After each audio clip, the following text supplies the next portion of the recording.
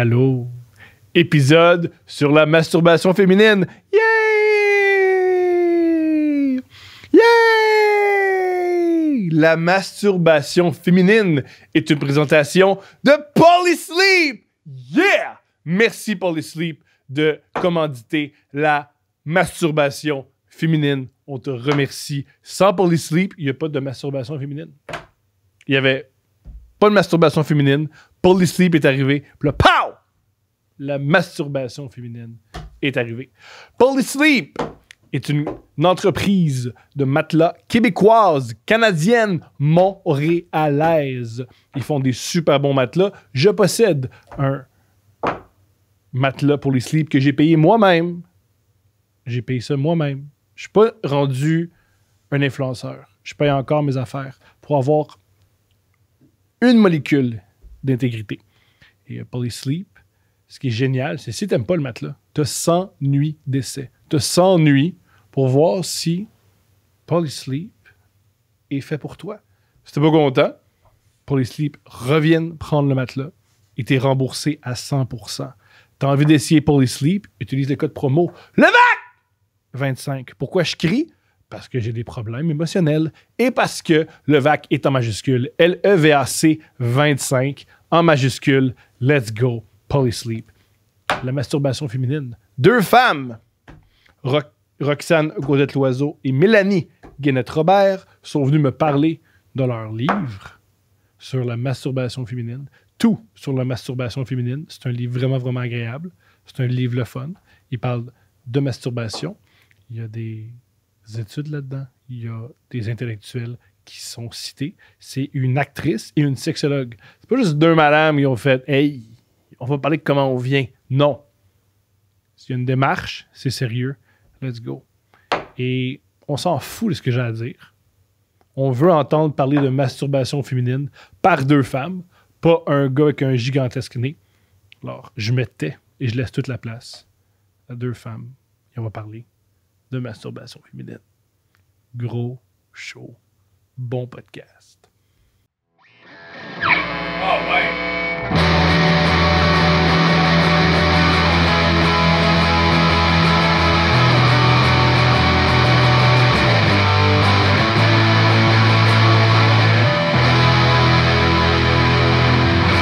Allô!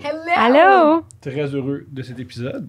On va commencer par à qui je m'adresse. Qui êtes-vous? Je vais commencer par toi, Mélanie. Oui, en fait, moi, je suis sexologue. Let's go!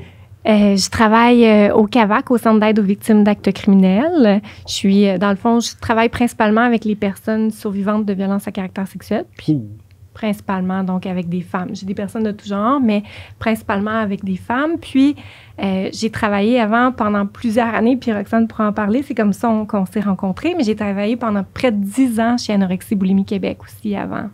C'est quoi ça? Oui. Oui.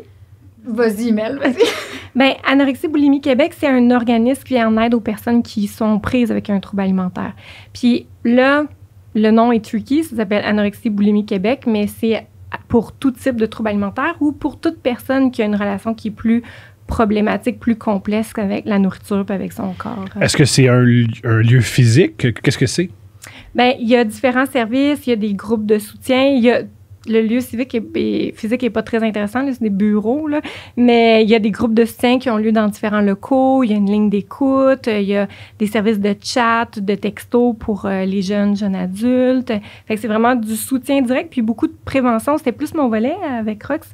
Beaucoup de prévention, d'éducation, donc des ateliers en milieu scolaire, beaucoup de représentation dans les médias. OK, ça me fascine, on va y revenir. Okay. Si quelqu'un se pose des questions ou sent qu'il y a des problèmes avec la nourriture, qu'est-ce qu'elle fait pour rentrer en contact avec l'organisme? Elle peut appeler sur la ligne d'écoute.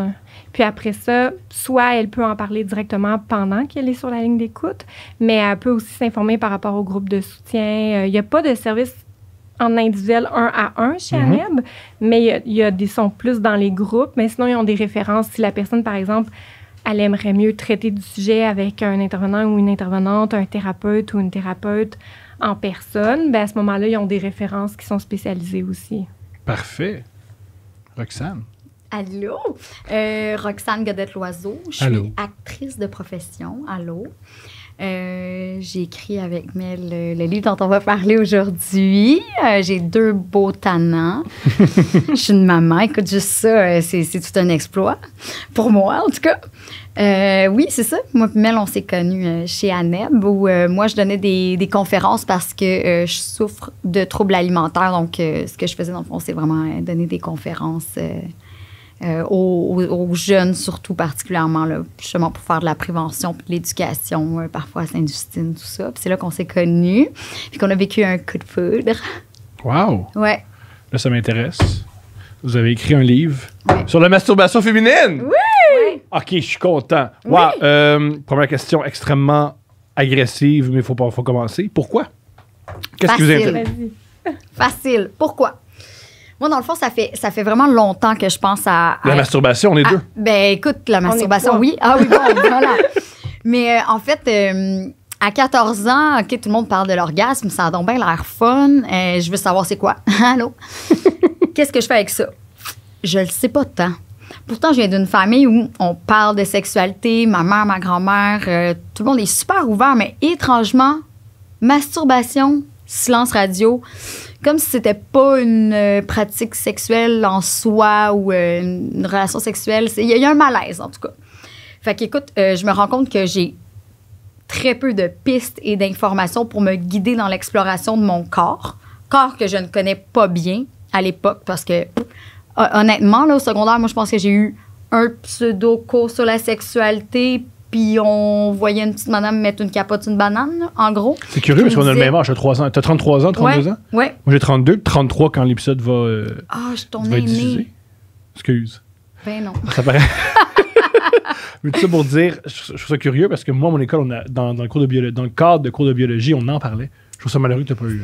Pourtant, tu sais, moi, écoute, je suis une nerd, là. J'étais en PEI, Programme d'éducation internationale, puis on avait comme de la bio enrichie. Mm-hmm. Mais, tu sais, oui, on a touché aux aspects techniques, même comme moi, la première fois que j'ai vu un clitoris entier, là, l'organe complet, là, je devais avoir, ça doit faire 10 ans, là.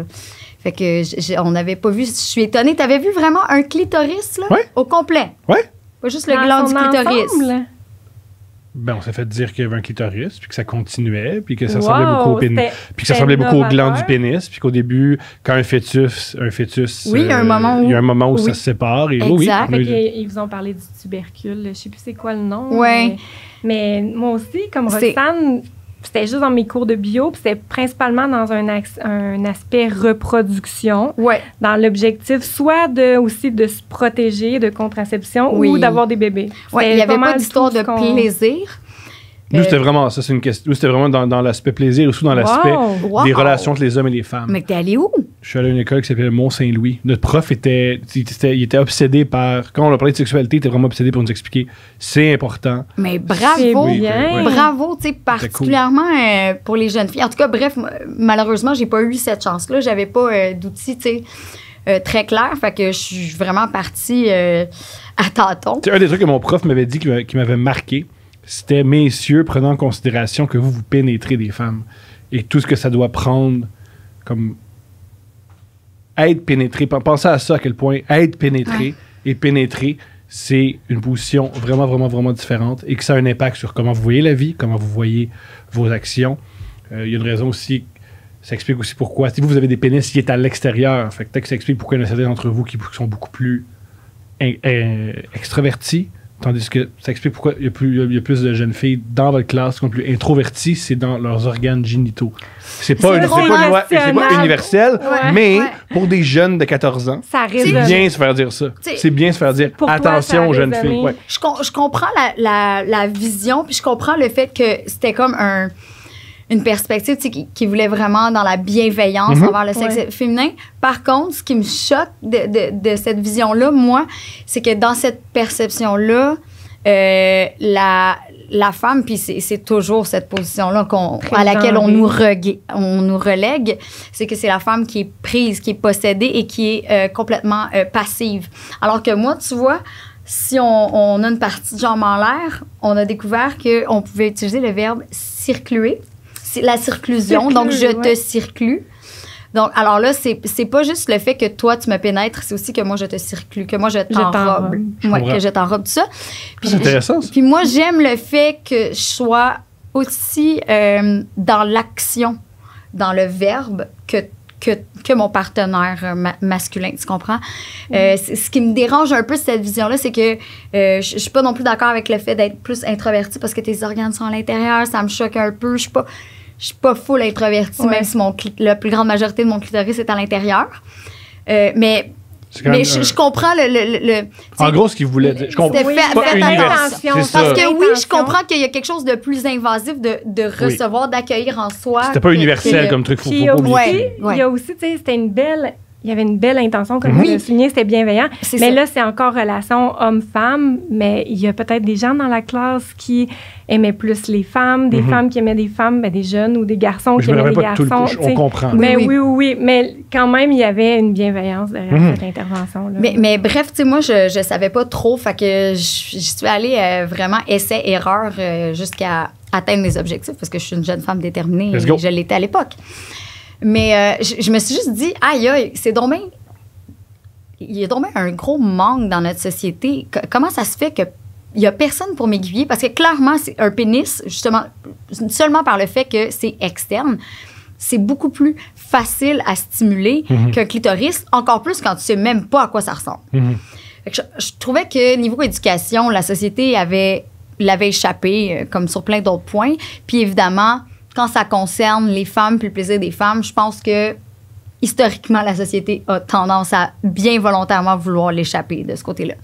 Fait que, première frustration. Puis moi, dans la vie, j'avais fermement l'intention de jouir autant que toi, si c'est pas plus, en ayant une relation sexuelle avec toi. Fait que c'était important pour moi de savoir c'est quoi. Ouais, même sans toi, tu sais. Fait que, puis ensuite de ça, j'ai eu ma fille, ma petite doudoune, qui a 5 ans aujourd'hui. Puis j'ai fait comme, hey, honnêtement, je me rends compte que, tu sais, oui, on commence, OK, à parler du clitoris et tout ça, mais un outil éducatif accessible, quand même vraiment vulgarisé tout ça, il n'y en a pas vraiment.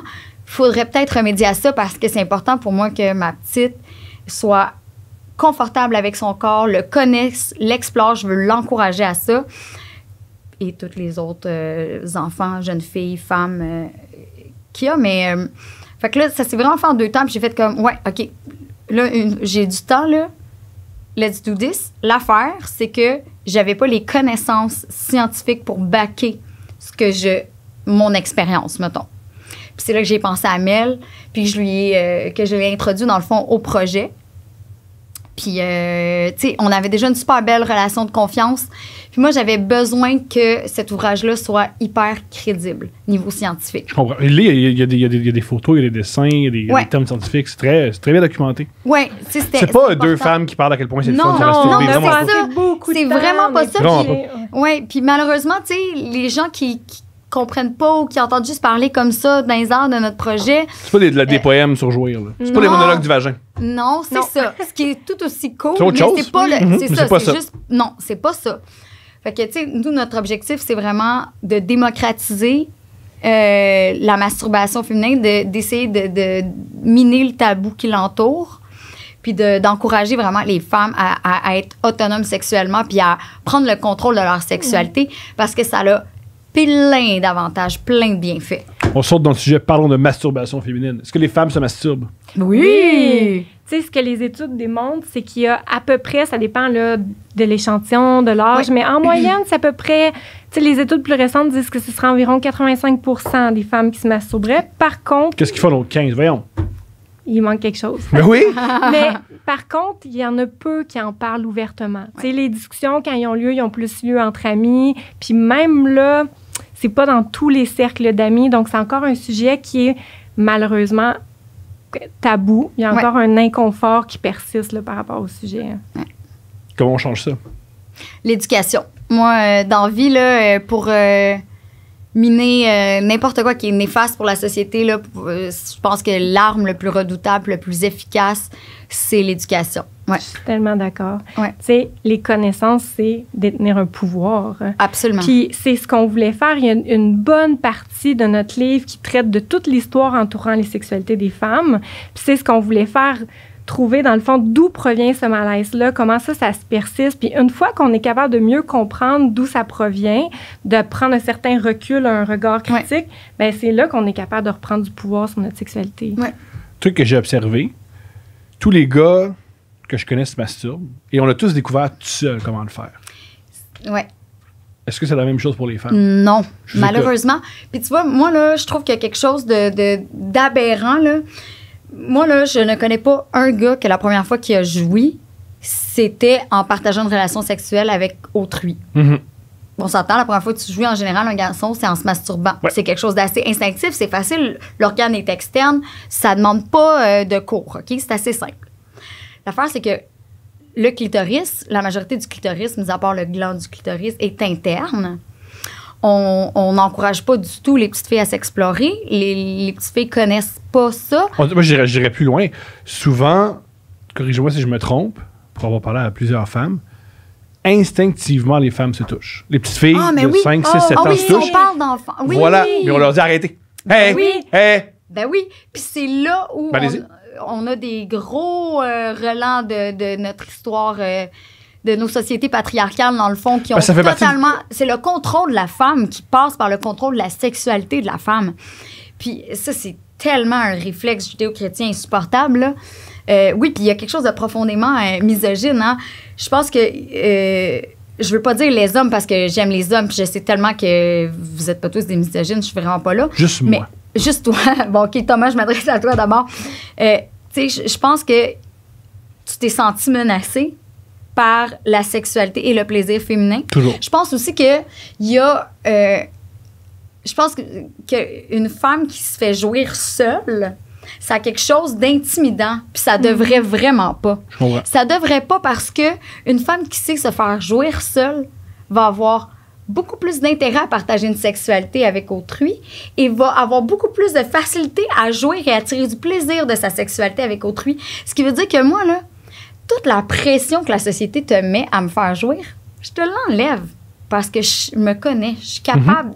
Tu comprends? Tout à fait. Vous avez tout autant intérêt que nous à ce que nous connaissions notre corps et à ce qu'on sache se donner du plaisir, à ce qu'on sache exactement qu'est-ce qu'on aime moins, puis qu'on vous le communique clairement. Parce que sinon, pour vrai, pauvre vous êtes dans le noir, c'est compliqué. Pas compliqué, mais c'est quand même un processus de se faire jouer soi-même quand on est une femme. Imagine quand t'as même pas de vulve, de vagin puis de clitoris. Ben moi, je dirais plutôt, ce qui fait jouer, en général, ça c'est propre à chacun. Quoique. Tout à fait. Alors, la meilleure manière de faire jouer quelqu'un, c'est de le faire communiquer. Mais absolument. Oui. Mais pour être à l'aise de communiquer... tous les hommes que je connais sont excités par une femme qui leur dit fais-moi telle affaire de telle manière à telle vitesse. Exactement. Ses besoins. Ouais. Oui, ça a quelque chose d'extrêmement sexy aussi, là. Tu sais, je vais retourner un peu en arrière, mais quand tu as parlé du fait que les enfants, tu sais, les petites filles, tu sais, vont se toucher, découvrent leur corps. C'est instinctif, hein? C'est pur. C'est pour ça que chez les enfants, on parle plus d'autostimulation. C'est pas de la masturbation parce que ça n'a pas la même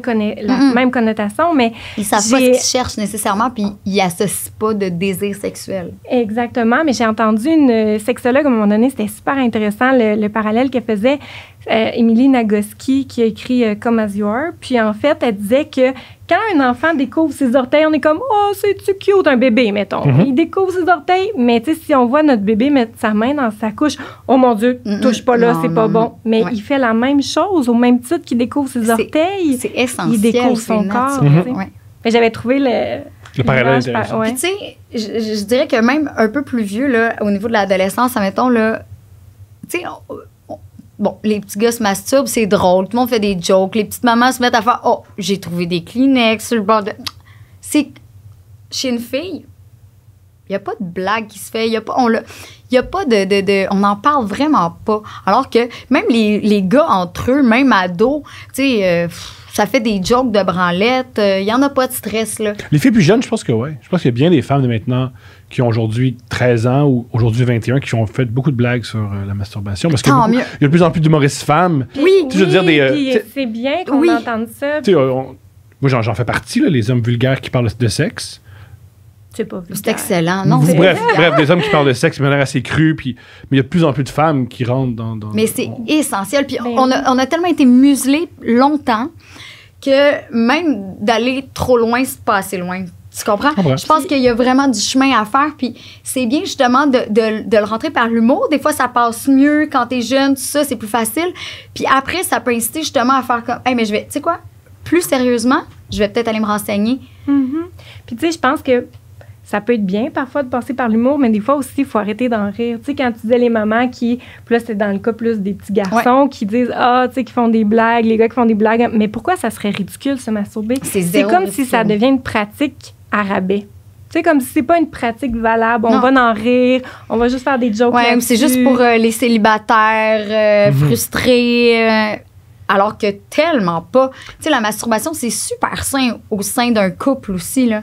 Super sain, c'est un complément. Je veux dire, moi, des fois, j'ai envie de gâteau au chocolat, puis des fois, j'ai envie de gâteau à vanille. C'est juste différent. C'est un moment pour toi que tu prends tout seul. Tu sais, c'est une manière de satisfaire un besoin autrement. Tout simplement, jamais on devrait se sentir menacé. Ma blonde puis moi, il y a un moment dans un film qui nous a marqué.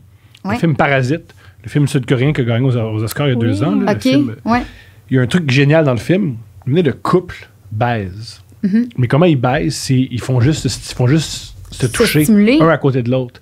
Et quand on a vu ça, on a fait « Ah! Ça fait tellement du bien! » Mais il y a tellement... Je veux dire, ça, là... On le montre jamais. Jamais! Puis et c'est la chose... C'est pas seulement c'est excellent. La grande majorité des couples font ça. La grande majorité des couples qui ont une intimité...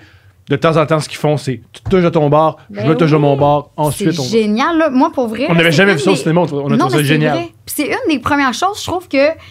Moi, là, je suis tellement curieuse d'envie. Je veux voir comment tu te touches. Comment toi, tu te fais venir quand moi, je suis pas là? Ça me donne tellement de cues pour m'aider après, là. Même chose pour toi. Fait ça, là, je trouve que c'est extrêmement sain comme pratique. Let's go, les Sud-Coréens. Let's go. Heureusement, on commence à avoir plus de représentation, tu sais, saine, diversifiée, parce que, tu sais, on en parle dans le livre, si on recule à quand nous, on était adolescentes, c'était tellement limité, c'était tout le temps justement l'image de la femme qui est frustrée, qui est accro à son vibrateur. Il y avait aussi l'image de quelqu'un qui se fait comme voir, surprendre pendant qu'il se masturbe, puis que c'est honteux. Mais c'est gênant. C'est sûr que ça peut être inconfortable, mais il n'y avait pas de représentation positive à la télé. Puis il commence à en avoir quelques-unes. Il commence à avoir des femmes qui se réapproprient cette pratique-là. Si on pense à Beyoncé, qui a fait la tune Feeling Myself avec Miley Cyrus, Lady Gaga. Il commence à avoir dans la culture populaire des référents à la masturbation. Oui, il y avait aussi dans les années 80 She Bop, celle qui, dans les années 80, il y avait 2 pop stars. Il y avait Madonna, il y avait celle qui chante True Colors. Oh my God, ça me dit rien. Attention. Cindy Lauper, voilà! Cindy! She Bop, c'est une chanson sur la masturbation. Oui. J'avais jamais... en fait, je pense qu'à ce moment-là, je connaissais mais moi non plus, Cindy Lauper, ça me dit rien. Là. Moi, avant les Backstreet Boys puis les Spice Girls, c'est rien passé. C'est bien. Je vais l'écouter différemment maintenant. Parlons de vous. C'est quand la première fois que vous êtes masturbé? Moi, je pense que clairement, là, vers 14 ans, c'est là que j'étais en mission. Comme, OK, c'est quoi l'orgasme? Je veux savoir c'est quoi. Puis tu vois, je sais pas à quel moment de mes 14 ans, mais la première fois que j'ai joui, je sais que j'avais 15 ans. Fait que ça a quand même été du travail. Mais ça a valu la peine. Non, mais c'est important de dire ça parce que la part des hommes, l'orgasme vient facilement. Chez les femmes, il y en a que oui, l'orgasme vient facilement, il y en a que non. Puis c'est correct. Okay. L'important, c'est juste de se donner le temps puis l'espace pour se découvrir. Oui, puis il y a des femmes qui connaissent pas l'orgasme, mais qui ont tout autant de plaisir. Tu sais, ça devient, on a l'impression que l'orgasme, c'est le but à atteindre. Il ne faut pas se mettre de pression. Mais il peut y avoir énormément de plaisir sans parvenir à l'orgasme. Mais sont-on là-dedans, la pression de l'orgasme, un truc que je pense que les femmes et les hommes hétérosexuels et les femmes vivent, c'est la calice de pression de l'orgasme. Il y a une espèce de... C'est même une insulte. Tu fais pas jouer une femme, c'est une insulte que tu peux donner. Mais ça, là, tu sais, ça revient un peu à ce que je te disais, là. Je trouve que, autant je suis une super féministe dans la vie, mais moi, là, je trouve ça, là, aberrant de remettre ma jouissance entre les mains de mon partenaire. Prends tes responsabilités, fais tes devoirs, apprends. Si t'es pas capable de te faire jouer, comment tu peux t'attendre à ce qu'un gars... Non, je comprends pas. Ben, c'est une responsabilité qui devrait être partagée. C'est pas une responsabilité, en fait, mais c'est un plaisir j'utilise ce mot-là, mais... Puis, tu sais, il y a un... Là, je reviens par rapport à l'orgasme, il y a une pression, mais il y a un écart aussi quand on parle des orgasmes. Incroyable. Tu il y a une étude qui a été faite en 2017 par Archives of Sexual Behavior. Je prends tout à mon temps. Ça a bien été. C'est bien dit, Super. c'est bien Merci, dit. t'as réussi. Puis, en fait, cette étude-là, elle a démontré, c'était fait principalement c'était fait chez des femmes puis des hommes qui se disent hétérosexuels, qui se définissent comme hétérosexuels. Et ils ont vu qu'il y avait un énorme écart orgasmique entre les hommes et les femmes. Ouais. Si on regarde, les hommes qui avaient eu des relations sexuelles dans le dernier mois, la majorité ont dit, 95% a dit être parvenu à l'orgasme à chaque fois, ou presque. Puis quand on regarde les femmes, ça tombait à 65%. Puis quand on comparait, admettons, avec des femmes dans un couple avec une autre femme, ça tombe à 86%. Let's go! Fait qu'on peut se poser des questions sur ce qu'on nous envoie comme message en tant que société, Ouais. justement de laisser notre plaisir à l'autre, de créer une anxiété de performance aussi pour l'autre. Il y a plein de choses qu'on peut Ouais. questionner là-dedans. Ouais. Puis il y a quelque chose de vraiment, en tout cas, qui me font frétiller les ovaires là, de féministes. C'est vraiment que, je veux dire, je veux jouir à part égale, sinon plus que toi. Puis je veux que ma fille prenne autant de plaisir dans ses relations que mon fils. Même ça me semble être une inégalité pour laquelle il faut monter au front. Puis moi, je suis d'avis que la frustration sexuelle, ça a des réels impacts. Oh mon Dieu, c'est sûr, les groupes d'hommes là, misogynes qui se mettent ensemble pour bâcher les femmes puis qui en viennent à tuer, là, ben absolument, ça part de là. Absolument. Ah, oui. T'as tellement raison, Thomas. Ouais. La sexualité peut tellement devenir un lieu de contrôle sur l'autre. Tu sais, quand on parlait des violences sexuelles, De frustration. c'est Moi, dommage, ça devrait pas être ça. Puis de l'autre tu sais. bord, parlons-en, parce que moi, c'est une joke, mais des fois, je trouve ça très violent. L'espèce d'idée de « Oh, ta femme, elle ne voudra pas coucher avec toi si tu fais ça. » Ça, c'est aussi terrible que... Ça, ouais. Ben oui, c'est une forme L'espèce de violence. de t'auras pas ton anane, là, de Ouais. jouer avec le besoin Ouais. de l'autre qui a peut-être une libido plus forte pour. Ouais, Moi, ou je que trouve le que sexe, c'est une récompense. Ouais, non, mais moi, je oui. trouve que ça, c'est dépassé, là. C'est un affaire. Non, c'est pas dépassé. C'est encore le cas. Dans tes C'est vrai? cercles, peut-être c'est dépassé, mais c'est encore une réalité. Mais pour vrai, c'est vraiment malheureux parce que je vois pas, tu sais, la sexualité, là, c'est un Oui. besoin fondamental. Mhm. Puis on joue pas avec ça. C'est comme si je disais à mon enfant, t'as pas fait ta chambre, ben, tu souperas pas ce soir. Mhm. Tu sais, Ça puis fait il y a aussi des dynamiques de couple où un partenaire fait sentir à l'autre que s'il se masturbe ou qu'il utilise la pornographie, il le trompe, puis qu'il faut pas qu'il se fasse. Mais ça aussi, c'est un contrôle, puis c'est super malsain, là. J'ai déjà dit ça à un de mes amis. Un de mes amis me disait Yo, ma blonde, elle veut pas que je me masturbe. Puis j'ai dit Ben, dis-y pas. C'est inacceptable. Ben non, fais-le. Puis dis-y pas, puis c'est tout. à Hey, fait. si elle est pas bien que le fait que tu te masturbes. Mais non. En Puis plus, comme on l'a on est dit- en début vingtaine aussi. Là, Ben mais, oui. tu sais, puis, regarde, il y a des choses à régler. T'as pas à gérer ça. Masturbe-toi quand on va travailler, puis Ben passe à oui. autre chose. Quand on l'a dit on l'a dit tantôt, Roxane l'a dit, C'est vrai de tromper. Qui aurait cru? besoins. Ça répond à des besoins différents, tu sais, se masturber ou avoir des relations sexuelles avec une ou des partenaires, tu sais. Mhm.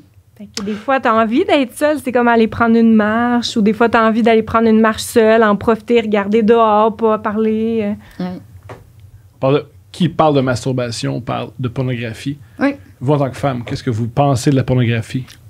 Moi, j'aime ça. OK. Moi, dans la vie, j'en consomme. Je suis quelqu'un de très. Laquelle? Qu'est-ce que t'as? Parce que c'est vaste aujourd'hui. Quel, Ouais. quel genre de porno? Pornhub, première page, ou Non. t'es plus... Pornhub, oui. C'est de chez nous. On s'encourage local. Non. Mais j'aime bien explorer. J'aime bien savoir ce qui se fait. Pure curiosité. Là, je dois être perverse un peu aussi. C'est bien assumé chez moi. Je trouve ça stimulant aussi. Je trouve ça le fun d'en écouter en couple. Moi, j'aime ça. Par contre, il y a aussi des fois où je le regarde avec un certain détachement puis qu'il y a beaucoup de choses qui m'irritent, là. Tu sais, je te dirais que ça m'apporte souvent une critique sociale. Mhm. Laquelle? En fait, admettons, si on parle de, justement, première page Pornhub, là, ce que tout le monde regarde, de la porno dite traditionnelle, là. Mainstream, Donc, disons. mainstream, écrite par l'homme blanc pour l'homme blanc, là.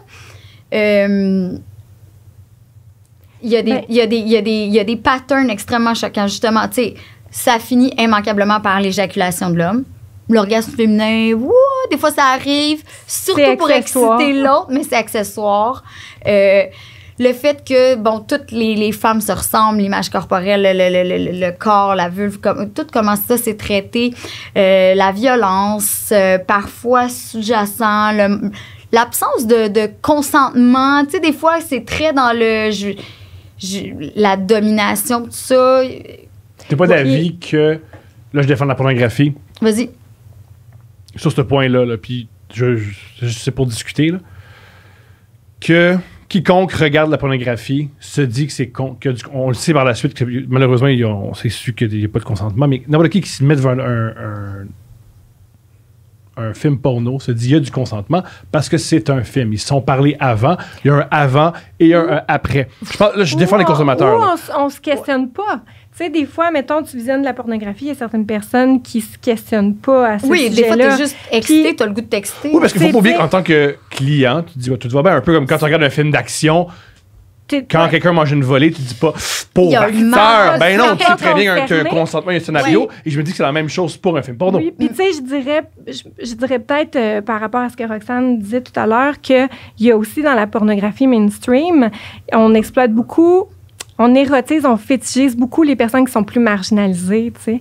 Puis, si je donne un exemple, des fois, on va pouvoir sélectionner un film grosse femme ou, tu sais, des films avec des personnes noires ou avec, je sais pas moi, des personnes plus petites ou, tu sais, il y a une L'inceste, il y a beaucoup d'inceste dans la pornographie, là. Ben oui, les MILF. Ah, OK, ouais, Stepmom.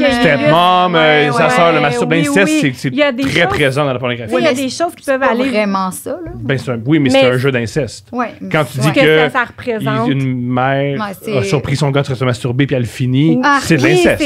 C'est vraiment questionnable. Non, OK, ça, tu vois, je l'ai pas tant exploré. Ça fait qu'il y a certaines personnes qui vont consommer de la pornographie. Tu sais, on soulève justement dans nos écrits qu'il y a des femmes, admettons, ça pourrait être des personnes de tout genre, qui vont consulter la pornographie, mais que des fois, qui vont avoir des malaises par rapport à leurs valeurs. Et j'écoute ça, mais ça ne fit pas. Fait que, tu sais, il y a une honte, des fois un tabou à dire que j'écoute de la pornographie à cause de ça. Mais dans ce temps-là, tu sais, si on regarde, c'est pas parfait. Il y a des abus de pouvoir partout. Mais la pornographie féministe, ça peut être un lieu où est-ce que le consentement est souvent montré de façon implicite ou totalement explicite dans les films. Le plaisir de la femme est central. Qu'est-ce que vous pensez? Où on retrouve des corps diversifiés. Moi, j'ai lu la biographie de Jenna Jameson. Oui. Et le premier truc que tu comprends sur Jenna Jameson, c'est une femme qui a vécu des agressions sexuelles et qui a des graves problèmes de consommation de crystal meth. Oui. Elle a fait de la pornographie, mais elle a été bousculée, cette femme. Oui. Je pense que c'est le cas... Je m'avance. Je pense que c'est le cas de plusieurs femmes qui font de la pornographie. Il y a beaucoup d'histoires de viol. Moi, c'est ce que j'allais dire. Sur les plateaux. Maintenant, c'est ça. Et ensuite, avant d'aller là. Alors, comment vous vous sentez? Qu'est-ce qu'on dit? Et comment on se sent par rapport à la pornographie? C'est déjà, pour te rendre là, en tant que femme, en grande majorité, tu as vécu des blessures sexuelles. Puis, moi, c'est ça que je trouve difficile. Je sais pas si vous avez vu, il y a un documentaire Netflix, il me semble, là-dessus. Puis... C'est fait par la fille de Lionel Richie. Oui, il me semble. OK, exact. Je pense que c'est Girls Wanted. Ouais. Oui, c'est ça. Puis tu vois à quel point elles sont jeunes, à quel point elles sont prises de milieux familiaux à problème. Justement, elles ont vécu de la violence, des agressions sexuelles déjà. Tu sais, c'est souvent des jeunes filles influençables qui ont besoin de sous, qui sont... Fait que, tu sais, le gros bout du bâton, là, revient encore à le pourvoyeur qui lui vend du rêve en plus. J'ai un ami qui à un âge où t'es naïve, t'es déjà, écorché par la vie, disons. Aussi, t'es jeune. T'es très jeune, t'es super naïve. Tu fais ça à 18, 19 ans, 20 ans. Puis après, t'es jeté. Malheureusement, il y a beaucoup d'abus de pouvoir, mais il y a aussi des femmes qui désirent le faire, qui sont agentives. Puis en fait, c'est une façon... Moi, c'est eux autres que je veux voir. Moi, ce qui m'excite, c'est voir une fille qui jouit pour vrai puis qui est contente de faire ce métier-là. Puis en tant que consommatrice, mettons ou consommateur, ben tu peux aller t'informer. La plateforme que j'utilise, c'est est-ce que les femmes sont bien traitées? Est-ce que, tu sais, il y a des sites... Est-ce qu'elles sont payées à part égale? On peut regarder pour trouver justement, quand on parlait de pornographie féministe, il y a des femmes qui réalisent des films pornographiques, puis on peut aller se renseigner. Une femme peut exploiter une femme. Comment? Une femme peut exploiter une femme. Aussi, moi, c'est un argument que j'ai toujours... Effectivement, on en a vu des abus aussi dans ce milieu-là, mais... Si on se renseigne puis qu'on choisit des plateformes qui ressemblent plus à nos valeurs, il y a quand même... Il y a moyen de trouver quelque chose d'éthique. Mais oui, tout à fait, je suis d'accord avec toi. Il y en a des abus quand même. C'est pas parfait, là, la pornographie féministe. Wow. Mais quand c'est bien fait, c'est excitant, c'est le fun, puis que tout le monde y trouve son compte.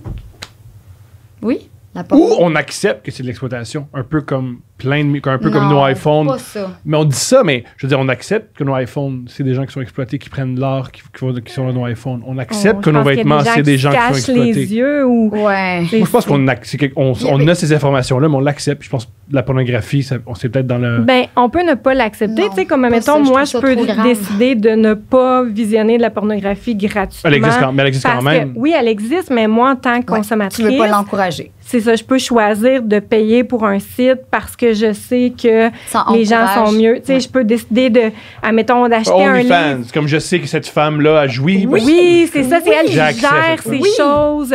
Good job. Je peux décider d'acheter un livre, on parle de pornographie, mais ça pourrait être des livres érotiques. Je peux décider d'encourager une autrice qui écrit, tu sais, ici, il y a Mélodie Nelson. Il y a Julie Bré, moi, que j'aime beaucoup. Ouais. Anarchie.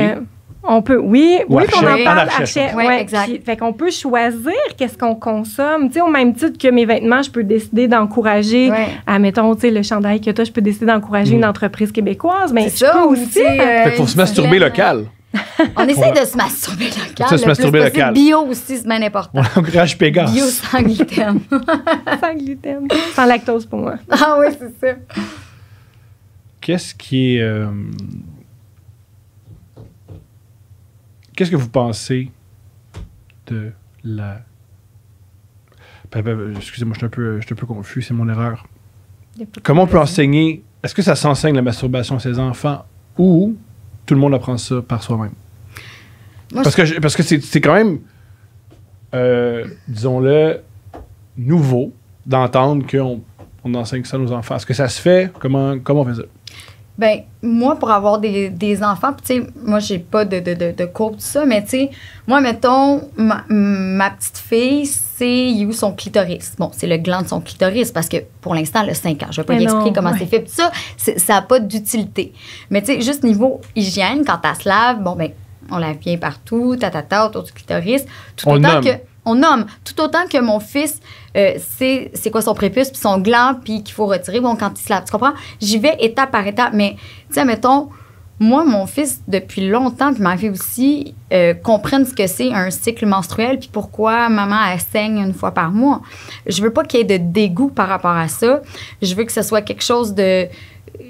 Tu sais, on essaie de raise good human.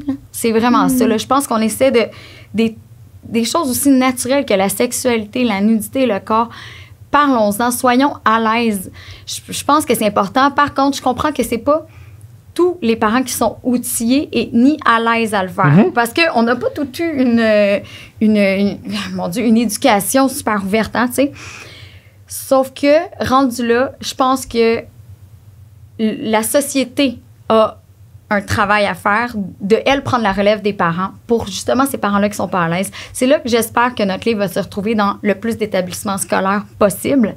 Parce que je pense qu'il y a un devoir de baquer ces enfants-là qui n'ont pas nécessairement des parents outillés pour le faire. Femmes, hein? Parce que savoir comment une femme se masturbe, c'est très bon. Oui, des personnes de tout genre, tu sais. Exact. Mais les gays aussi, de savoir comment tes amis se masturbent, c'est bon. Là. Toute orientation sexuelle, vraiment. Tout genre, tu sais, homme, femme, personne non-binaire, peu importe comment tu te définis, je pense que ça peut résonner pour tout le monde en quelque part. Ouais. Puis, en fait, tu sais, quand tu parles des écoles, mais maintenant, avec les contenus pédagogiques en éducation à la sexualité dans les écoles primaires, secondaires, au secondaire, le plaisir sexuel fait partie des thèmes. C'est essentiel. On peut pas encore juste parler de la protection puis des ITS. Oui, il faut en parler, je suis d'accord, c'est super important, mais on peut pas juste en parler de cet angle-là. Faut comprendre mais la meilleure manière de prévenir les ITS, c'est la masturbation. Ben, et voilà! Tout est lié. Puis, t'as raison. Puis en fait, tu sais... Tu te branles, tu pogneras pas le VIH. Ben non! Tu l'as déjà souligné à un moment donné dans des discussions qu'on avait, puis dans ton petit mot dans le livre, mais chez les filles, surtout, on a tendance beaucoup à dire aux filles, fais attention, protège-toi, habille-toi pas comme ça. Tu sais, on a tendance à les sur-responsabiliser puis à oublier de leur parler de plaisir. Dans notre éducation. Là. Ouais. Mais oui, je pense que c'est faisable comme parent en tout cas, de faire un bout de chemin, d'introduire, puis Je pense que le reste, tu sais, nous, j'ai tenu à envoyer le livre. En ce moment, on a un ministre de l'Éducation avec la CAQ, mais on a 2 sous-ministres. Ministre de l'Éducation au niveau... Secondaire? Niveau... Établissement d'enseignement supérieur. Oui, établissement d'enseignement supérieur. Et l'autre, que je ne sais pas quoi dire, mais que c'est primaire, secondaire. Et elle, c'est aussi la ministre de la condition féminine. Bref, on leur envoyait ces 2 femmes-là le livre. Puis pour vrai, je croise les doigts qu'elles écoutent ton podcast puis qu'elles aient le livre entre les mains. J'espère que non. Pas autre chose qu'écouter mon podcast. Yo, les filles, travaillez! Vous avez l'État à gérer, là. De la pandémie, l'éducation. C'est important des fois de prendre le pouls. Arrête d'écouter les podcasts qui changent l'air d'un classe. Qu'est-ce que tu fais là? Ouais, c'est sûr que c'est oui. Mais bref, tu sais, on veut que ça soit accessible, là. Je comprends. C'est là qu'il faut que ça se passe. C'est là qu'il faut donner les outils aux jeunes filles. Puis, tu sais, quand on parlait de... C'est pas tous les parents qui sont outillés, à l'aise de parler avec leurs jeunes, mais aussi, on peut y aller juste avec le fil des questions, tu sais. Déjà, ben, qu'on enseigne c'est quoi les différentes parties du corps, mais si mon enfant vient me voir puis pose une question, de répondre à la question, tu sais, avec transparence. Déjà, c'est... faire de l'éducation à la sexualité, tu sais, sans que ça soit je m'assois avec toi, je rouvre le livre, puis je te montre. Lourd, là. Oui, parce que moi, l'image que j'avais. Tu peux dire, hey, mon amour, je sais pas, mais, puis référer ou acheter un livre. Tu peux admettre qu'on sait pas tout comme adulte, c'est tellement important. Montrer que ça existe. Exact. Tout à fait. Qu'est-ce que vous dites à une femme qui n'arrive pas à avoir d'orgasme? Hey, les filles, j'arrive pas à avoir d'orgasme. Vous dites quoi à ça? En tant qu'amie, on va commencer en tant que professionnelle de la sexualité. Oui, je vais laisser. Ensuite, en tant qu'amie.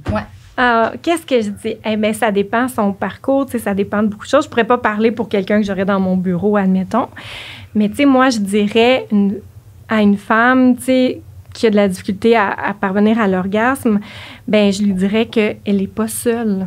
Tu sais, de se sentir validée. Il y a beaucoup de femmes qui n'y parviennent pas. Puis, en fait... C'est un des numéros les plus populaires de l'histoire du Québec, c'est le point G. Mais en bout de ligne, le point G, on oublie le point G. C'est une femme qui n'arrive pas à jouer comme les autres. Le point G, on a des affaires à dire là-dessus. OK, on commence par ça. On va apprendre plein d'affaires. Fait qu'on va juste là-dessus, puis après ça, on pourra parler du point G. C'est intéressant. Oui. Fait qu'en fait, c'est ça, je lui dirais qu'elle n'est pas seule. Tu sais, je viendrais valider son vécu. Puis lui dire aussi, tu sais, en fait, on nous a toujours appris, c'est compliqué une fille. C'est complexe parvenir à un orgasme. C'est pas, tu sais, mais c'est possible. Ça dépend quelle femme. Les femmes stressent. Ben oui. Puis en fait, on est tous différentes, mais la majorité des femmes, si elles se laissent aller, si elles apprennent à découvrir leur corps, leurs préférences, ont la possibilité de parvenir à l'orgasme. Puis ça sera peut-être pas aujourd'hui, mais il faut aussi, puis je lui dirais aussi que tu sais, ça peut être très plaisant, explorer, découvrir, se laisser le temps, tu sais. Puis l'orgasme, je peux comprendre qu'une personne pourrait avoir envie de le découvrir, de le connaître, mais il y a plein d'autres choses qui peuvent être plaisantes, tu sais, quand on parle de sensations, puis de se connecter à soi. Fait que j'irai un peu dans cet angle-là. Ta chum a dit « je viens pas », qu'est-ce que tu lui dis? Je regarde avec elle si elle a pas mal tout essayé, ce que je connais comme petits tricks. Puis après ça, je te dirais que... C'est quoi tes tricks? Ah, c'est quoi mes tricks? Shit! Ben, il n'y a pas juste la masturbation traditionnelle, coucher sur le dos à se frotter. Moi, je pense qu'explorer à califourchon en se frottant sur un objet X, coussin, oreiller, drap, quelque chose, moi, je trouve ça super efficace. Mais sinon, je pense un peu comme Mel que c'est important. Tu sais, on parlait tantôt de la pression de jouir. Puis ça, c'est touché parce que physiquement, toute femme, à moins d'un handicap, là, de ne pas avoir l'organe du clitoris ou quelque chose comme ça, est capable de jouir. Ou d'être blessée, d'avoir été blessée avec un accident. Exact. Mais tu sais, dans le cas où tu as ton clitoris et tout est intact, physiquement, tu peux jouir. Donc, c'est un blocage psychologique, émotionnel. Puis ça, je trouve ça touché parce que j'ai l'impression que des fois, tu sais, plus tu veux quelque chose, plus tu veux dormir, asti, moins ça vient. Plus tu te mets de la pression, ça va pas là. Fait que je pense aussi que c'est comme juste... Tu sais, des fois, d'apprécier la route avant de se rendre à destination. Oui, c'est comme la création.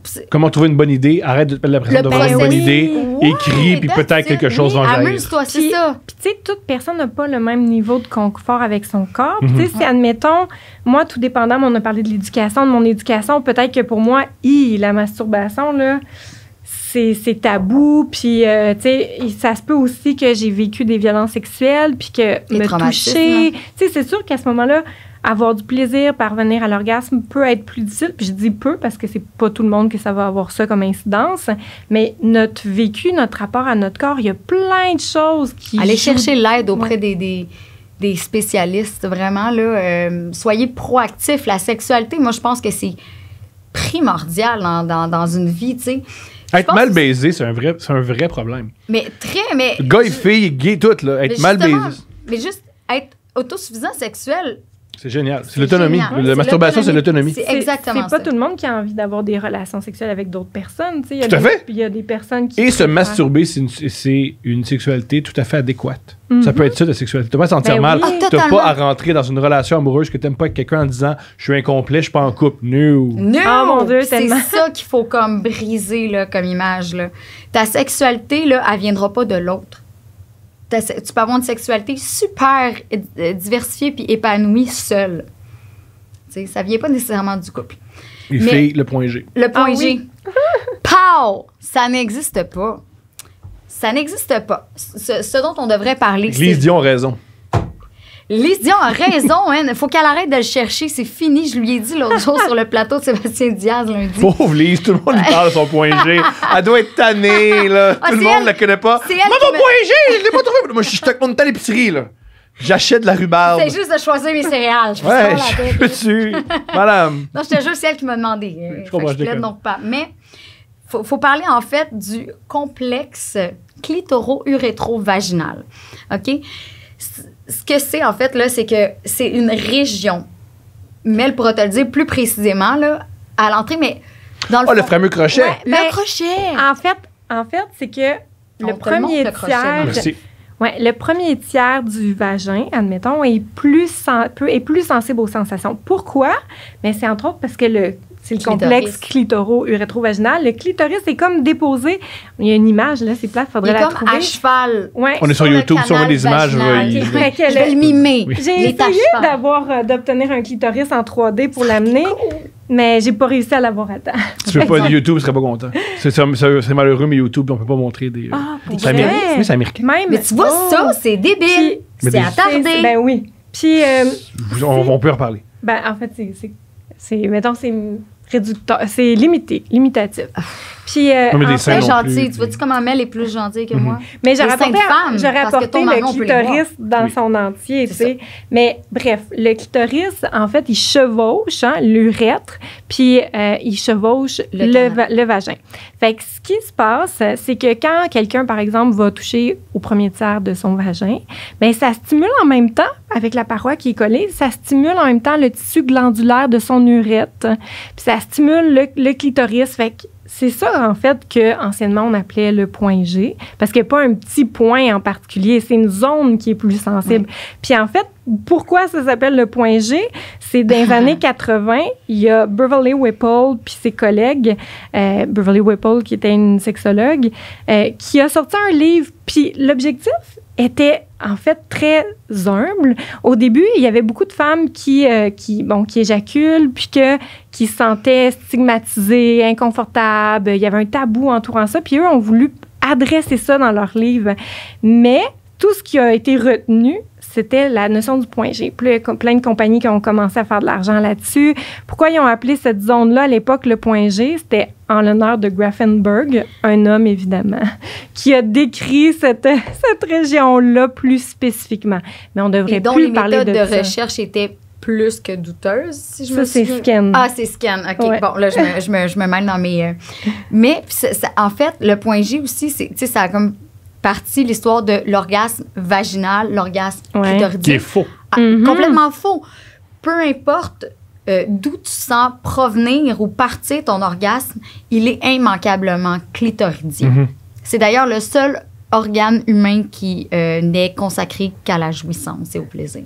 Oui. Ben, c'est Meilleur ça, organe. en fait, c'est que c'est pas clitoridien ou vaginal, comme tu as souligné, parce que le clitoris est toujours stimulé d'une façon ou d'une autre. Puis ça se peut que... Mais la stimulation, elle peut être différente. Ça se peut que tu aies obtenu un orgasme en touchant tes seins, en dormant. Il y a des femmes qui connaissent... Des hommes aussi, plein d'hommes, ça Ben révèle en oui, éjaculant. oui, tout à fait. Fait que, mais, tu sais, même quand, on en a parlé aujourd'hui, même quand une femme, par exemple, dort puis qu'elle connaît un orgasme, souvent, en tout cas, ce que les autrices, J'aime les auteurs... ton expression, elle connaît un orgasme. Pas elle connaît un orgasme. Elle connaît. Elle connaît un orgasme. Enchanté l'orgasme. Je suis bien contente de te rencontrer. C'est bien agréable. Mais oui. Mais en fait, bref, quand elle obtient un orgasme... Je préfère connaître. Moi, je dis ça Quand maintenant. t'aimes mieux connaître... Oh, ouais. Fait que, donc... Je vais faire ma blonde. Veux-tu connaître un veux-tu faire orgasme? connaissance avec... Oui, veux-tu faire T'as connu connaissance combien d'orgasmes dans avec ta le vie? gros O? Donc, bref, quand elle dort puis qu'elle obtient un orgasme, bien souvent, sans se rendre compte, il y aurait une contraction des cuisses. Puis en fait, ça viendrait stimuler avec la contraction des muscles pelviens, ça viendrait stimuler le clitoris. Fait que même là, si je dors et j'ai obtenu un orgasme, mon clitoris est sollicité en quelque sorte. Fait qu'on doit arrêter de virer fou avec le point G. Je suis content. Oui. On oublie ça. Il y a plein de zones. Puis tu sais, les zones érogènes, on génitalise beaucoup, Ça mais... varie tellement d'une oui. femme à l'autre, d'une personne à l'autre. Tu sais, là. que se Explore. faire caresser, tu sais, la nuque, les Ah ouais, bras, se tu sais. faire grignoter l'oreille, se faire chuter, là, ça te donne des frissons, c'est le fun, ça. Il y a plein, tu sais, je veux dire... Plein de possibilités. Oui, exact. Faut pas se limiter, là. Faut pas se limiter à ce qu'on se connaît, puis à ce qu'on connaît, puis faut pas non plus laisser Pornhub éduquer nos enfants. Je comprends. Vous êtes quoi aux hommes qui font pas de cunnilingus? Oh non, c'est triste, pourquoi? Il y a des hommes qui font pas ça? Faut que tu te sens à moi, je sais pas. Là. Je sais pas, tu fais des cunnilingus? J'ai fait des cunnilingus. Ok, je suis Des fière de toi. cunnilingus. T'es moi, je- rassurée? Je suis fière de toi, je suis fière de toi. Si on se fie au courrier qu'on reçoit, c'est pas tous les hommes qui aiment faire des cunnilingus, Ben, des one night ou des. Mais oh non, OK, mais... Non, attends, là, j'ai mal réagi, je me reprends. Je pense qu'il faut respecter tout le monde dans ses limites. Puis je pense que c'est important de respecter nous-mêmes ce qu'on aime, ce qu'on n'aime pas. Si quelque chose te répulse, c'est bien de se respecter là-dedans. Moi, la seule affaire que je pense qui est vraiment importante, c'est quand tu as le désir d'être en couple, de trouver un partenaire à qui ça convient. Parce que moi, là, je pense... Tu sais, souvent, t'entends... elle donne pas de sexe, le pauvre, Puis là, mettons, le gars, il trompe la fille, puis là, c'est lui le trou de cul. Puis là, je suis comme, ouais, mais comme, elle donnait pas de sexe. Puis en même temps, je veux pas que la fille se force. Je pense juste que c'était des gens qui étaient mal agencés. Parce que je pense que pour un couple, là, avant de comment ça va, tu veux combien d'enfants, tu fais quoi dans la vie, faut que ça clique sexuellement. Faut que tu aies une, je pense, là, puis je suis zéro une spécialiste, mais je pense qu'il faut que tu aies une libido compatible. Je pense qu'il faut que tu aies quand même des envies ou que tu fasses comme, hey, ce soir, t'as envie, moi non, tu vas te masturber, chérie, high five, on s'en va tantôt. C'est super sain. Mais, tu sais, si toi, tu tripes fellation puis que moi, ça me dégoûte puis que j'en fais pas, c'est correct que ça me dégoûte puis que j'en fasse pas, mais faut peut-être trouver un gars qui tripe pas tant là-dessus, tu sais. Puis, tu sais, je pense aussi que ça arrive souvent, tu sais, on le voit en tout cas beaucoup dans les couples hétérosexuels. Il y a un gap, des fois, au niveau du désir. Puis ça crée ça peut créer des conflits, ça peut créer de la pression pour un ou pour l'autre. Tu sais, dans tout type de couple, mais c'est juste que ça ressort encore plus. Un truc qui ressort souvent, c'est. Il y a plusieurs. C'est un phénomène que j'observe souvent. Beaucoup de femmes vivent que c'est leur homme qui n'a pas une grosse libido. Oui, Ça arrive énormément. Ça arrive beaucoup oui. de femmes qui coucher avec un homme là, pour la première fois, ça prend du temps. C'est-à-dire qu'il ne couche pas avec n'importe qui. Il faut qu'il y ait une connexion émotionnelle. Mais si la connexion émotionnelle est là, on y va. Puis souvent, des fois... Ils ne tiennent pas le rythme Voilà. nécessairement. Mais tu sais, j'apporte une autre alternative. Ton type, c'est couple ouvert. Là. Moi, je pense on que... niaise, là. C'est la joke. Là. Ouais, on niaise. Oui. Mais moi, je te le dis. Là, ça pourrait ne pas être une joke. Ouais, Ça Non, serait parce que c'est un correct, podcast tu sais. humoristique. parce que moi, oui, mais tu sais... Non, mais ça serait correct. Non, mais si, moi, ce que je veux dire, tu sais, admettons, on est un couple, j'ai plus de désir sexuel pour toi que toi pour moi. Bref, on s'aime, on est super heureux. Puis je dis, hey, Thomas, c'est correct si j'ai un ami sur le side qui, sexuellement, qu'on pense de temps en temps, on se protège tout, puis tu me dis, c'est fine. Yeah! Pourquoi ça se voit pas plus souvent? Ben oui, on parle beaucoup Je pense de qu'il faudrait couple, mais... miner aussi beaucoup l'espèce de d'aspect possession de l'autre puis de jalousie, là, je pense que c'est une construction sociale de marde encore. Oui, puis tu sais, on parle beaucoup du couple. Le couple est beaucoup mis sur un piédestal. Il y a beaucoup de gens là, qui espèrent trouver la personne, tu sais, spéciale, puis que cette personne-là... Oui, c'est ça, mais... Maintenant, il y a tellement, on parle plus des différents types de configurations amoureuses. On peut être à 3, on peut avoir des amis plus intimes, avoir, il y a tellement de types de relations. Pourquoi pas? Pourquoi pas? Parce que c'est ce que j'aime du couple, moi. À quelque part, le couple. Tu sais, vous dites que le couple, l'autre personne va combler tous ses besoins. Ce que j'aime du couple, c'est que le couple, ça vient avec une certaine frustration, puis tu sais que c'est pas l'autre qui va... C'est le mieux que tu puisses faire. Je crois la raison pourquoi souvent les trios ou les couples ouverts ou la polygamie, ça fonctionne si peu, c'est que ça t'envoie l'idée que tu vas être comblé au maximum. Mais on dit qu'on le sait pas que ça fonctionne si peu. Parce que je pense que c'est pas tous les couples ouverts qui en parlent encore à cause du jugement des autres. La seule affaire que les couples ouverts parlent, c'est du fait qu'ils sont couples ouverts. Comme quelqu'un qui oui. Non, là. Comme je suis prêt à tout entendre. Oui, je suis prêt à tout entendre, mais hey, les gens en couple ouvert sont discrets. Non. Non, il peut y en avoir, puis on peut dire... Il y a des tendances. C'est très rare. Tu as parlé de polygamie, mais il y a une différence, il y a des gens qui sont polyamoureux, qui ont plusieurs partenaires. Ah, ils sont au courant qu'ils sont polyamoureux. En même temps, on sait quand quelqu'un fait du crossfit ou de la moto. Mais il faut, parce que c'est important. Puis souvent, ils sont polyamoureux. Thomas, si on veut donner des options aux autres, il faut que quand tu adoptes un comportement qui sort du lot, il faut que tu en parles pour le légitimer et le démontrer. Oui, mais toi, t'es insupportable. C'est qui nous invite à ce show-là? Faut que j'appelle mon agent. Je veux dire, toi, on le sait que t'es en couple. Le nom de ton podcast, c'est Couple ouvert. Oui. Ben, tu devrais pas en parler que t'es en couple. Non, mais c'est comme si c'est implicite qu'on peut dire à tout le monde qu'on est en couple, mais quand une c'est de la propagande. C'est de la propagande, oui. Hétéronormative. Oui, c'est dégueulasse. Mais je suis d'accord. Ça me dégueule. Notre couple ouvert, c'est de la propagande hétéronormative. C'est insupportable. Mais c'est ça, tout ça pour dire que il y a des alternatives. Ouais. Mais je pense que c'est important qu'il y ait quand même un équilibre puis qu'on trouve des bonnes façons ensemble, que ce soit par OK, ben le reste du temps, quand ça ne tente pas, je vais combler ça par la masturbation. C'est correct? Oui, parfait, cool. Ou ben OK, moi, je vais aller voir ailleurs. Ouais, communication. Ouais. C'est cliché, là, mais ça, c'est Jocelyne dans Radio Enfer qui m'a appris ça. Il y a beaucoup de gens qui se mettent de la pression. Tu sais, moi, je rencontre souvent des... Là, je vais parler de femmes parce que je vois plus de femmes, mais je rencontre beaucoup de femmes qui vont dire...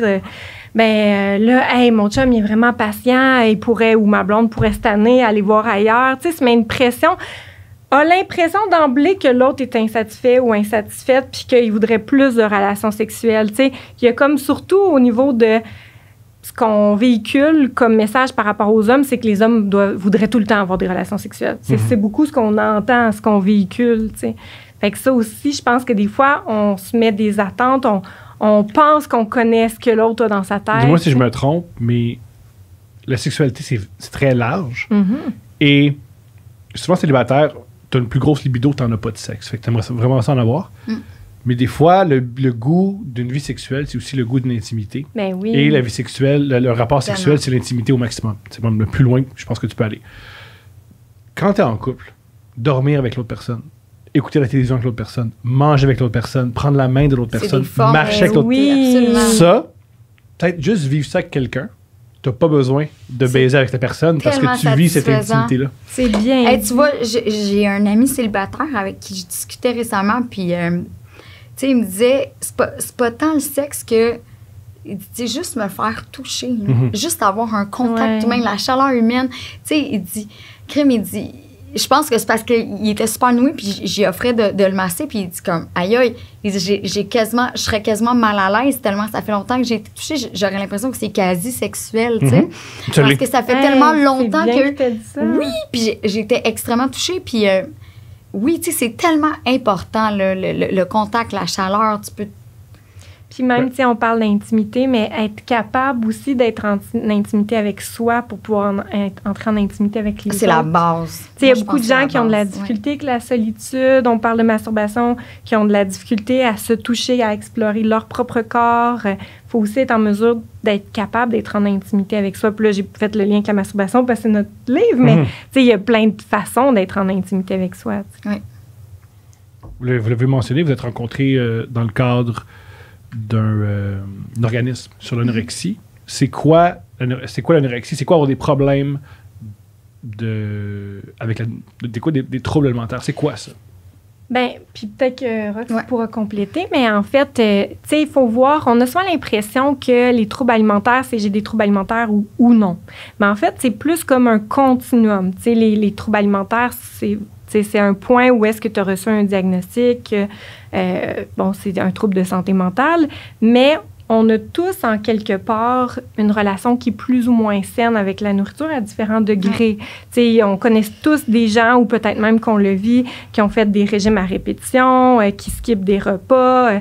Mais puis, entre autres, l'anorexie, c'est une des formes de troubles alimentaires, mais il y en a plusieurs autres. L'anorexie, c'est, entre autres, de manger très peu, d'avoir certaines formes de restrictions.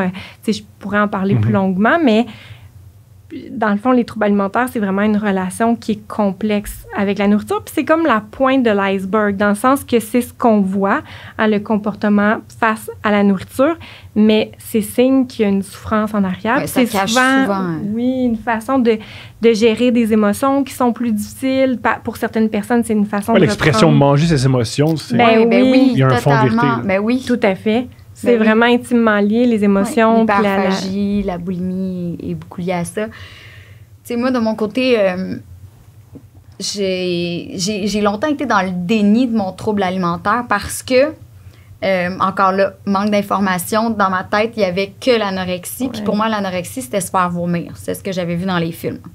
Puis je me faisais pas vomir. Moi, c'était pas la façon dont je me purgeais. Moi, je me surentraînais. Puis je m'affamais. En tout cas, bref, j'avais des cycles d'anorexie puis de boulimie. Puis quand j'ai lu la boulimie, là, je me suis vraiment retrouvée. Puis j'ai fait comme, OK, quand j'ai appris, puis j'ai admis ça. Puis pour moi, c'est quelque chose qui est toujours latent. Puis c'est cette maladie mentale-là aussi causé une dysmorphie de l'image corporelle chez moi. Ça veut dire que, admettons, la façon dont toi, tu me vois, qui devrait être comme la réalité, parce que toi, tu es objectif par rapport à mon corps, puis la façon dont moi, je me vois, c'est totalement différent. Là, si je me traçais sur un truc, puis toi, tu me traçais, là, ça serait très changeant. Là. Pour moi, c'est latent. Ça veut dire que je vais toujours avoir une relation conflictuelle avec mon corps puis la nourriture, mais parfois, c'est en dormance. Puis parfois, quand je suis fatiguée ou stressée ou dans une phase dépressive, tout ça, là, la bébite reprend de la force puis reprend le dessus dans mes habitudes, mettons. Ça ressemble beaucoup à ce que tu décris, ça ressemble beaucoup, mettons, à la toxicomanie et à l'alcoolisme. Oui, exactement. Mais tu sais, moi dans la vie, je suis quelqu'un d'excessif. Je suis une personne qui ne boit pas dans la vie parce que si j'en bois une, j'en bois plusieurs. T'as une bière, par contre. Oui, je le sais.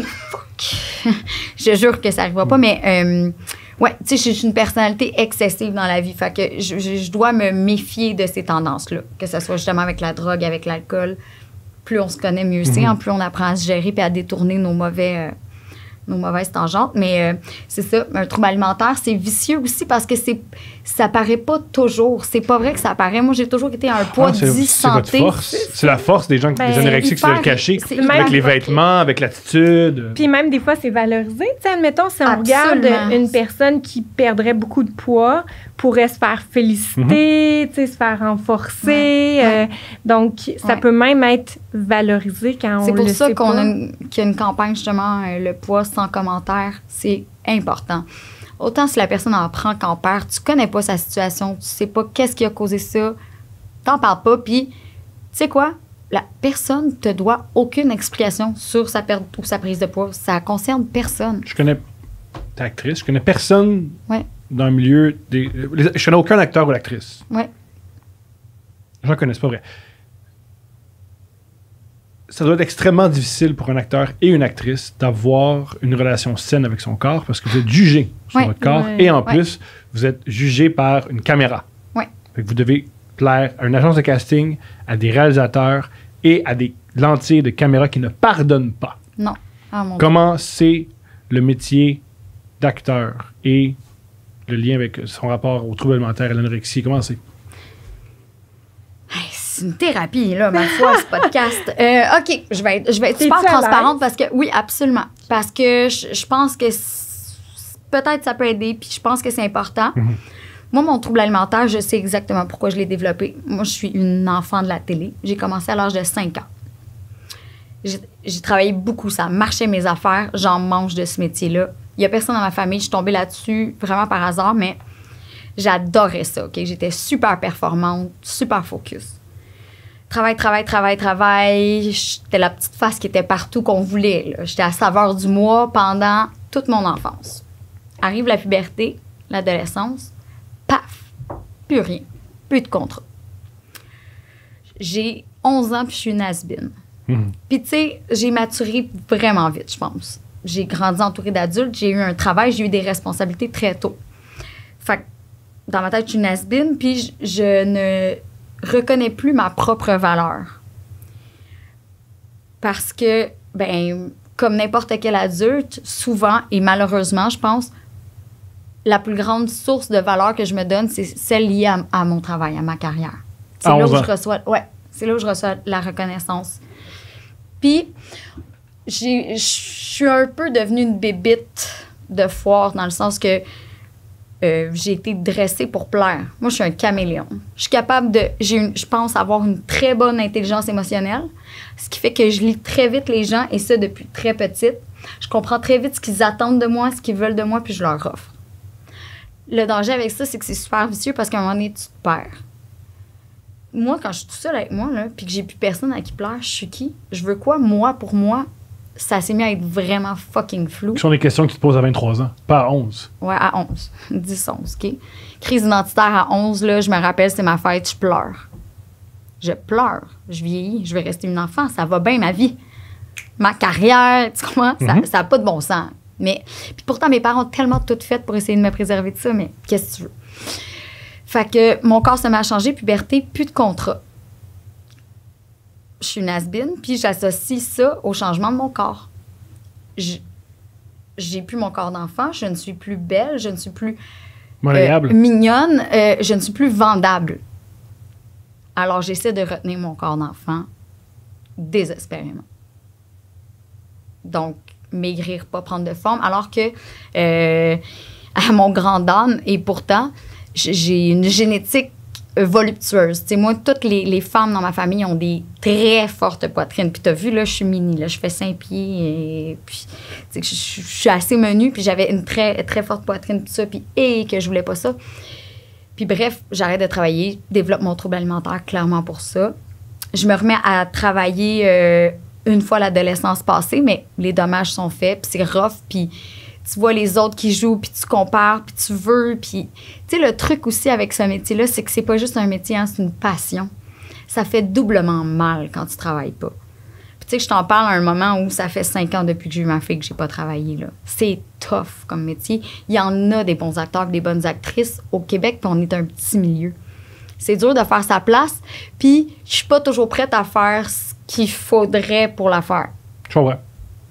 Fait que trouble alimentaire est parti de là. Puis je te dirais qu'après, c'est vraiment un jeu de regagner confiance. Puis, tu sais, j'en ai parlé un petit peu. Ça fait partie aussi des raisons pour lesquelles, après avoir fini d'allaiter ma fille, j'ai eu une réduction mammaire. Que je suis super contente, pour vrai. Moi, ça m'a vraiment aidée. Puis, tu sais, c'est aussi quelque chose que j'espérais qui change un peu la dynamique par rapport à mon corps, par rapport à ma vision de moi, par rapport à la façon aussi dont mon casting était très sexualisé.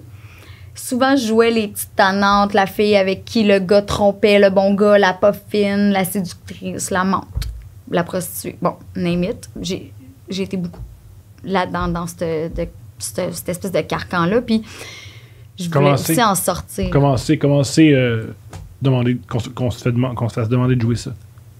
Ben, moi, j'ai vraiment pas très peu de pudeur. Étonnamment, là, malgré mon trouble alimentaire puis tout ça, mon inconfort par rapport à mon corps, il est par rapport à moi, pas par rapport aux autres, parce que en général, je sens plutôt de la bienveillance, je te dirais.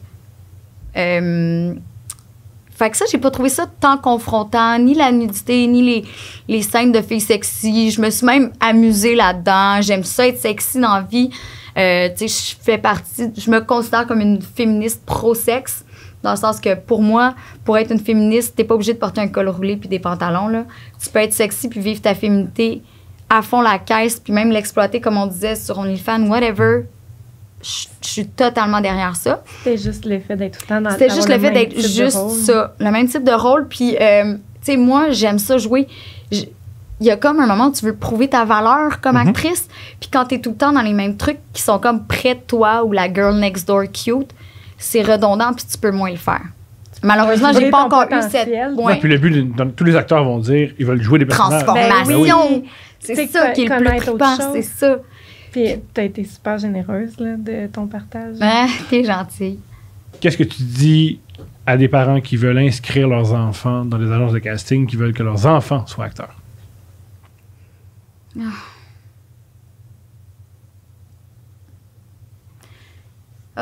C'est dur, ça.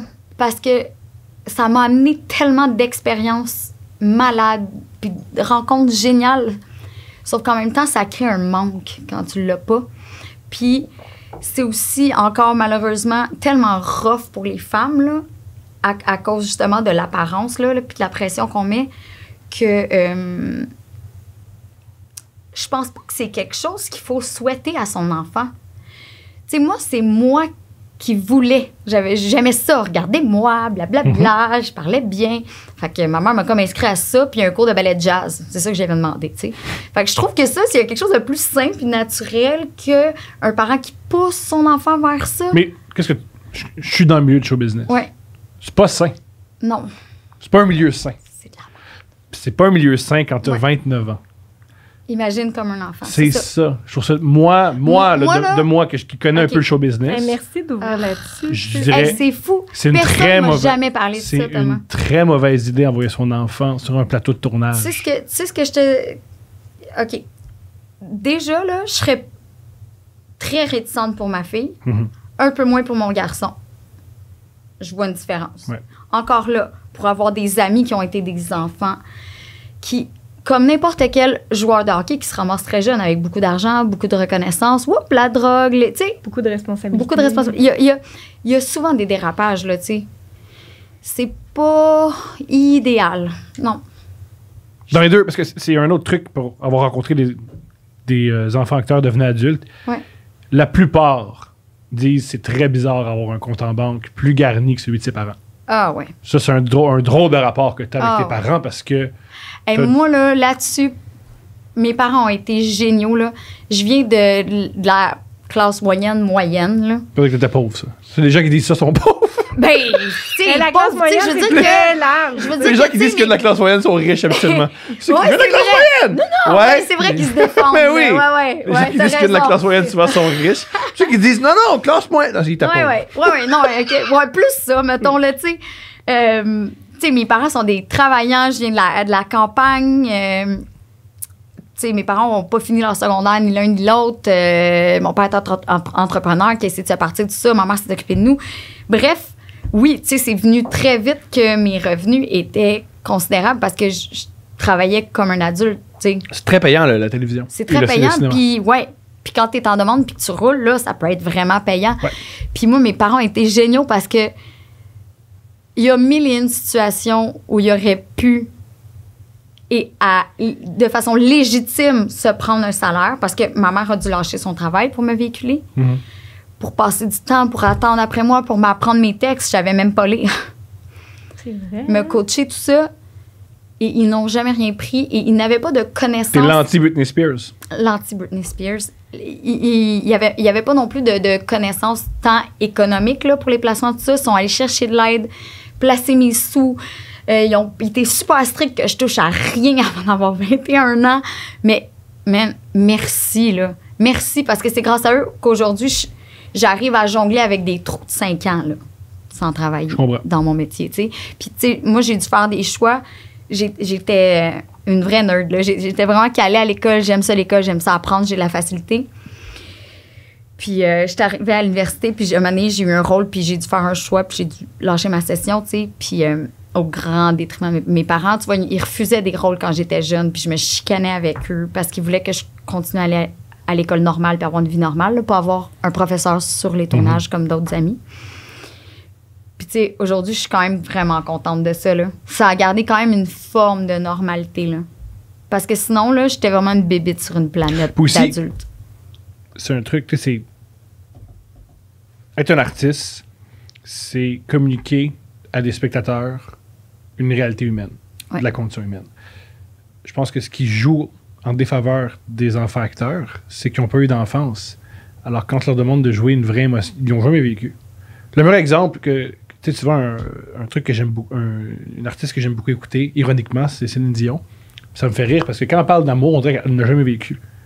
Parce qu'elle est dans une autre dimension. C'est ça! Mais c'est une fille, c'est une fan. La vie de Céline, il y a juste Céline qui l'a vécu. Oui. Puis je me dis que pour les enfants acteurs, c'est la même chose. T'as pas de référent. T'as pas de référence? Ouais. Comme tu as de la difficulté à vraiment exprimer c'est quoi travailler 2 jobs pour payer ton loyer, t'as jamais eu à travailler 2 jobs pour payer ton loyer. Ça, moi, je l'ai fait. Mes parents m'ont obligé.